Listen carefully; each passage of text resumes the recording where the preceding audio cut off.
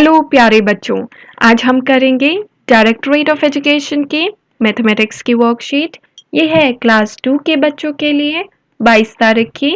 बच्चे यहाँ अपना नाम, यहाँ अपने अध्यापक व अध्यापिका का नाम लिखेंगे। ये 138 नंबर की वर्कशीट है। क्या आप जानते हैं आज महान गणितज्ञ श्रीनिवास अयंगर रामानुजन की जयंती है। 22 दिसंबर को बच्चों श्रीनिवास अयंगर रामानुजनम का क्या हुआ था? जन्म हुआ था। तो गणित के क्षेत्र में उनके योगदान को हमेशा याद रखने के लिए हर साल 22 दिसंबर को राष्ट्रीय गणित दिवस नेशनल मैथमेटिक्स डे मनाया जाता है। तो उन्होंने गणित के क्षेत्र में अपना बहुत योगदान दिया है। तो उनके उस योगदान को याद रखते हुए हम 22 दिसंबर को क्या मनाते हैं? जिस दिन उनका जन्म हुआ था उस दिन हम राष्ट्रीय गणित दिवस नेशनल मैथमेटिक्स डे मनाते हैं। इस दिवस को मनाने का मुख्य उद्देश्य लोगों में मानवता के विकास के लिए गणित के महत्व के बारे में जागरूकता को बढ़ाना है। तो यह दिन क्यों मनाया जाता है? ताकि लोगों में यह जागरूकता फैलाई जा सके, उन्हें यह बताया जा सके कि गणित कितना जरूरी है मनुष्य के विकास के लिए। हमारे विकास के लिए गणित बहुत जरूरी है, क्योंकि हर जगह क्या है? गणित है। हमारे रोजमर्रा की जिंदगी में बिना गणित के कुछ नहीं हो सकता। इन्होंने अपने अद्भुत और विलक्षण ज्ञान से गणित के क्षेत्र में कई महत्वपूर्ण योगदान दिए। तो इन्होंने अपने ज्ञान से, गणित के ज्ञान से बहुत महत्वपूर्ण योगदान दिए हैं। इन्हें गणित का जादूगर माना जाता है। गणित का जादूगर किसे माना जाता है? श्रीनिवास रामानुजन को। ठीक है।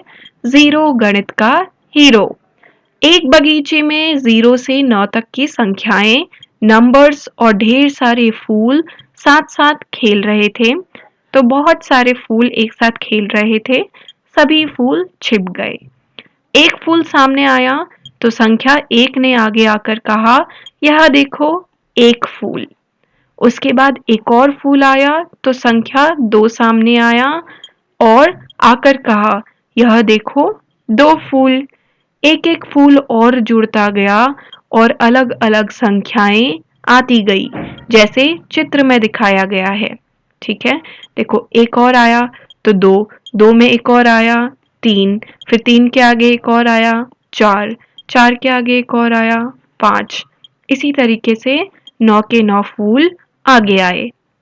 यह देखकर 0 उदास हो गया। तो जो 0 था वो देखो कैसे उदास हो गया।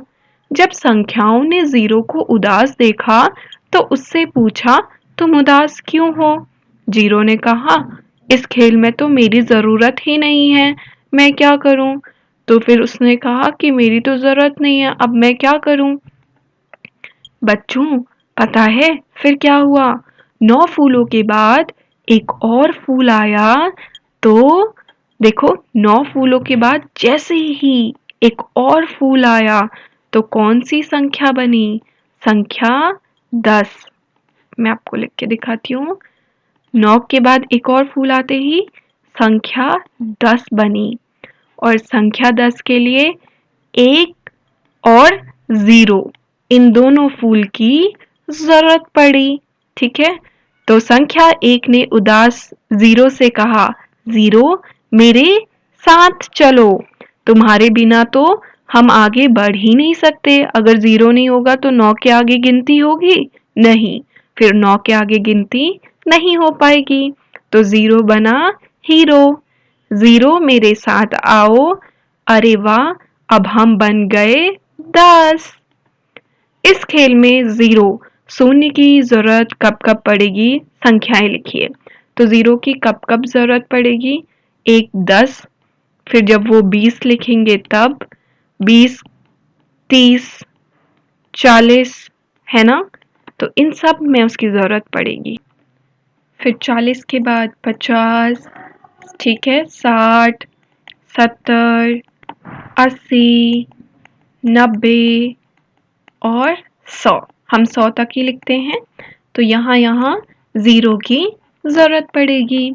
देखो बच्चों, ज़ीरो यानी शून्य कितना महत्वपूर्ण है। वैसे तो शून्य कुछ भी नहीं, लेकिन यह किसी संख्या के बाद आ जाए तो उसे 10 गुना बना देता है। जैसे 1 से बन गया 10 और 2 के आगे 0 20, तो 10 का 10 गुना 20, इसका 10 गुना और ज़्यादा कर लो, 10 10 जोड़ते जाओ 30 40, है ना? तो कितना 10 गुना बना देता है। तो देखा बच्चों, हुआ ना ज़ीरो गणित का हीरो। और जानते हो गणित का यह हीरो दुनिया को किसने दिया? जी हाँ, हमारे भारत के महान गणितज्ञ आर्यभट्ट जी ने। तो ये ज़ीरो किसने दिया? आर्यभट्ट ने दिया। तो बच्चों, अगर आपने चैनल को सब्सक्राइब नहीं किया है, कर लीजिए। आने वाली वर्कशीट आपकी मिस नहीं होनी चाहिए। बच्चों को बताइए, ये मम्मी पापा के लिए सुझाव है। बच्चों को बताएं कि फूल, पेड़ पौधे न सिर्फ हमारे वातावरण की सुंदरता बढ़ाते हैं, बल्कि औषधीय गुणों से भी भरपूर होते हैं। अतः हमें फूलों को नहीं तोड़ना चाहिए और अधिक से अधिक पेड़ पौधे लगाने चाहिए।